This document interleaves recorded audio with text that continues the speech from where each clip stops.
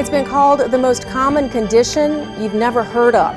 Dysautonomia affects millions of people, many of them told by doctors it's all in their head. The condition can be crippling, and many doctors are not familiar with the disorder. Over 30 doctors is what it took to get diagnosed. I can no longer do, 80 to 90% of the activities I used to love to do.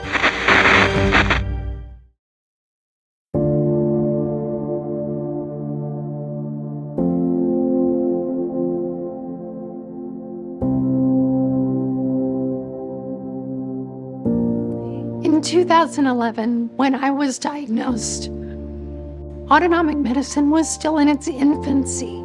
Most people had never heard of it, but today, especially because of long COVID, most people have heard the name dysautonomia. But the number one problem in 2011 is the same number one problem today, is there's not enough educated physicians and other providers who can help properly diagnose and manage autonomic disorder. And the doctor, after the third day, said, I don't know what this is. I'm going to give you a script for Xanax, and you need to get a good counselor. And we made it our passion to get experts, to get answers. And each of these trips were hard, and we would drive back just wondering, is it really going to help? Is this what life is going to be from now on? I was diagnosed with POTS at about 24, 25, but I had symptoms since I was about 16. Right now, I'm kind of in the worst of it. My pain is really bad. Nobody understands it enough. We had been searching for answers since Sadie was little. At one point, she was like, I'm done. None of the medicine's helping. The doctors aren't helping. Nobody knows what to do to help me. I remember December 5th, 2011, because that was the day I met Dr. Randy Thompson. And before meeting him, I knew there was something awful wrong. But there were no doctors to be able to guide. And when you're sick, you expect doctors to know what to do. And the feeling of hopelessness, the feeling of being alone was paralyzing. We finally got into the room with Dr. Thompson, and he's an internal medicine doctor that actually had dysautonomia. He got it. He understood. It was education. For the first time, we started to understand how to help her. And then we couldn't help but think, well, if we got this, and we've been searching so long and hard to do this, how can we share this with others? And that was the birth of the idea of the book. So we started the Dysautonomia Project in 2014, and our mission has stayed clear from then until now. It is to educate. There's been more awareness of dysautonomias as a result of the COVID pandemic. We've known all along that this is a problem, and now the world is hearing that it's a problem. Our mission is front and center. It's critical. The biggest problem in autonomic medicine today, I think, is a lack of familiarity and comfort amongst the general medical community. Before the resident course, I really had very limited knowledge about this dysautonomia or autonomous nervous system, because the education in medical school about that is very limited. We need to be able to recognize them more quickly, to identify them.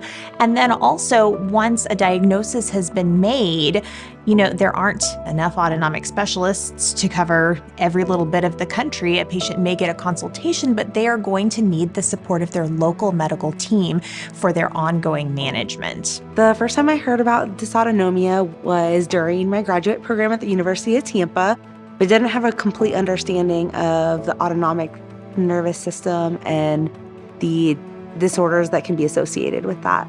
At that time, my mom was having some problems with her health, and we weren't really sure what was going on.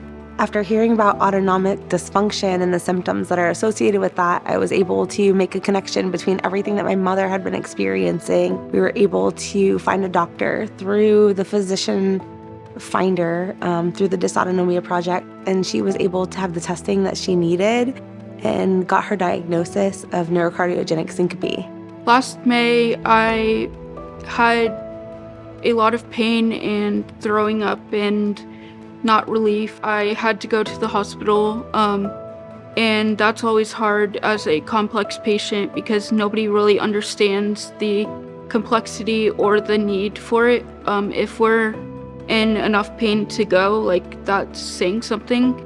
We don't go to the hospital unless we are way past the point of needing to go to the hospital typically, because you feel kind of like, what are they going to do? When all systems were on a 9 and she's like, I can't do this anymore, we ended up at the hospital. They were doing some pain cocktails and she got some relief. Midway through the visit, they were starting to wean her off of these pain things. Therefore, she got back up to where we were when we first came in. So we were asking for pain management consult.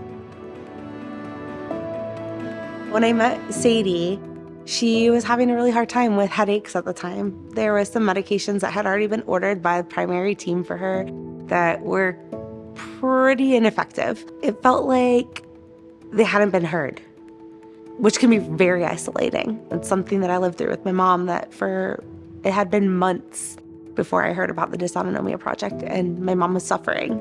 And so to realize that Sadie was having those same problems, already having had a diagnosis, my heart broke for her. So I wanted to make sure that I offered her some resources. And the first thing that came to mind was the Dysautonomia Project. It was so helpful for me on a personal level that I was hopeful that letting her know about what was out there and the resources available would give her a little bit of hope and help as well. Crystal said to me, have you ever heard of the Dysautonomia Project? And she just looked at me and she said, I wish I didn't know as much as I do about this, but I do. And I was just like, I just was so relieved, you know? I just felt like she could help Sadie. And then she went on to tell me that the Dysautonomia Project had come and spoken to her PA school. She knew what to do. And that just, it was just what we needed. The difference that TDP has made in my life has been astounding. I don't have the words to say how important it's been to me to see my mom's quality of life improve and just have a better understanding of why she's experiencing the things that she is. But I'm also touched that I've been able to make a difference in other people's lives as a provider, and that my patients have felt impacted and hopeful and not alone. When we first published the book, I could have never dreamed that this week I would be on the phone with an organization out of Australia wanting to send their doctors to our training program, or negotiating with a Japanese literary agent who wants to translate the book into Japanese. I'm blown away. Because of TDP, my wife and my 4 children have hope. Because of the Dysautonomia Project, there are so many people that have a future, that have hope. Because of the Dysautonomia Project, I would say I feel seen. Because of TDP, I feel less alone. Because of TDP, I have hope. I have hope for my mom. I have hope for Sadie. And I have hope that anyone else that suffers with autonomic dysfunction can get the care that they need.